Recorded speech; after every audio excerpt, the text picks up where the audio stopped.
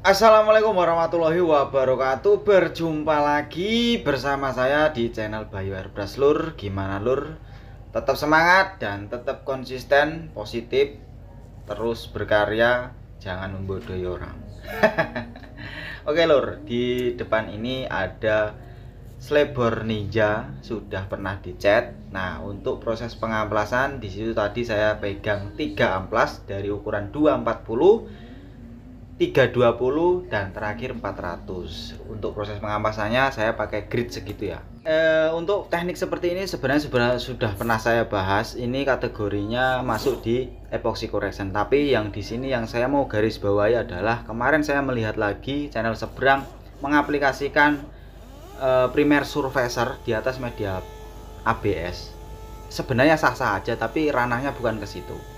Karena kemarin yang pertama itu saya melihat PU2K Surfacer yang kaleng merah itu diaplikasikan di atas media plat. Nah itu kan kebalik ya Lur ya. Harusnya yang primer di atas media plat, yang kaleng merah Surfacer itu di atas media ABS atau di atas cat lama, di atas dempul, atau di atas epoxy primer gitu. Karena pada dasarnya sendiri PU2K Surfacer itu untuk melapisi dan untuk menutup pori-pori yang ketika kita melakukan pengamplasan pada dempul itu misalnya ada goresan-goresan kecil, itu bisa tercover oleh surfacer itu sendiri gitu loh. Jadi saya nggak ngerti channel seberang itu mau ngapain kok bisa koplok banget. Jadi gini ya, jangan seperti itu, karena kita penonton ini pengennya belajar sungguh-sungguh, apalagi kalau masih awam dan masih belajar. Kalau hal-hal seperti itu diikutin kayak gitu terus, nanti akan menjadi penyakit yang nggak sembuh-sembuh, malah menular kemana-mana. Gitu loh ya. Oke, di situ saya bukan tidak suka atau gimana, tapi coba ayo kita luruskan. Dan lagian kalau misalnya seperti itu, kalau dilihat brand yang di bawah itu kan mungkin meringis ya yang punya kalau seperti itu. Kenapa pengaplikasiannya dibolak-balik seperti ini? Padahal itu edukasi loh ya. Itu edukasi yang ibaratnya bisa menentukan orang lain bisa belajar dengan baik. Itu loh. Kalau kita asal-asalan seperti itu, maka diikuti orang juga salah, itu nanti akan mengakibatkan hal yang tidak baik.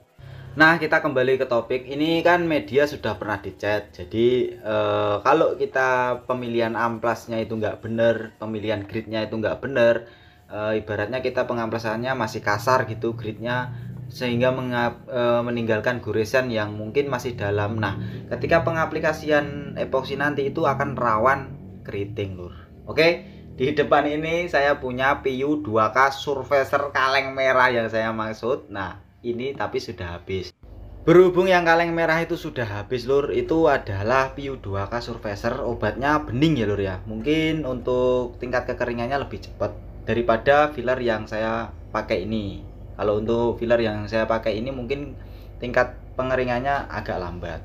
Tapi untuk fungsi dia itu sebenarnya sama. Ini adalah dua bahan yang untuk melapisi ketika kita setelah pendempulan pengamplasan, untuk melapisi media yang sudah pernah dicat, dan untuk melapisi ketika kita sudah pernah mengaplikasikan primer surfacer atau epoxy primer ya. Jadi dilapisi ini untuk menutup pori-pori atau goresan-goresan kecil, supaya saat kita pengamplasan untuk naik ke base cat itu bisa mendapatkan hasil yang halus setelah pengamplasan. Oke, untuk pengamplasan tadi sudah selesai. Seperti biasa kita daster, kita semprot untuk menghilangkan debu, lalu kita lap menggunakan greaser. Setelah greaser ini nanti kita akan aplikasikan filler.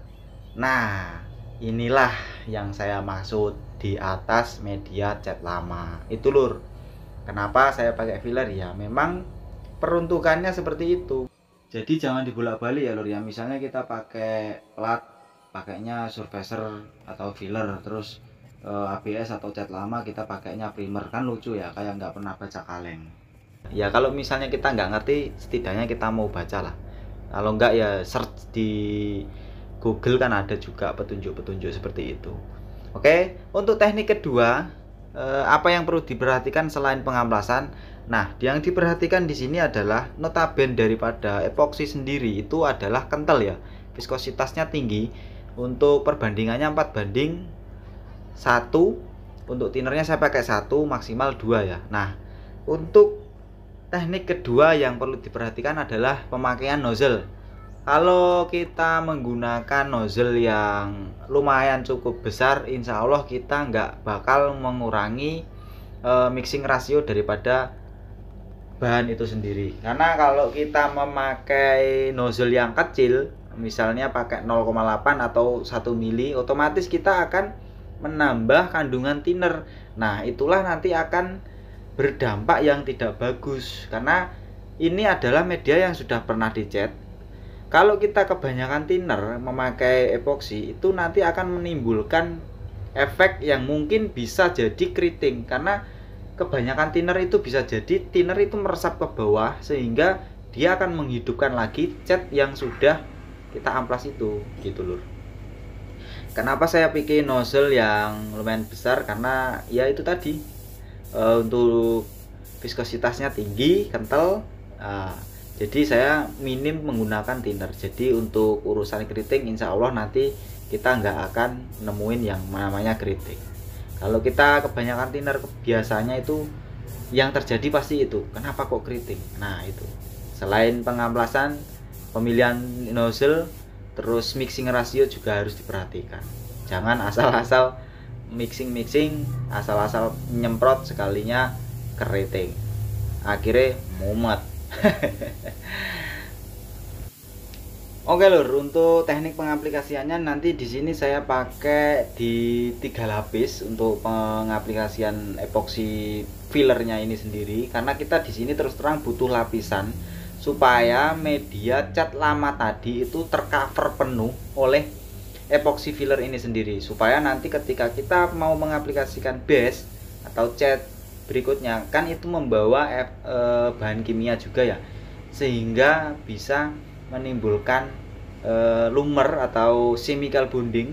Nanti jangan sampai lapisan epoksi yang sangat tipis kalau kita mengaplikasikannya itu bisa mengakibatkan keriting dari bawah, yang paling bawah itu bisa keriting lagi. Nah, untuk tekniknya di sini saya jeda kurang lebih 10 detik untuk penguapan thinner pertama. Kalau kita lihat di situ medianya aman, nggak keriting, kita bisa timpa untuk layer keduanya atau untuk lapisan keduanya.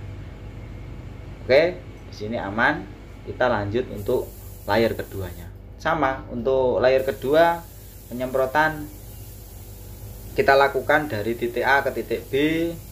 Jangan loncat sana loncat sini kayak katak ya lur ya, nanti diketawain sama Sontoloyo.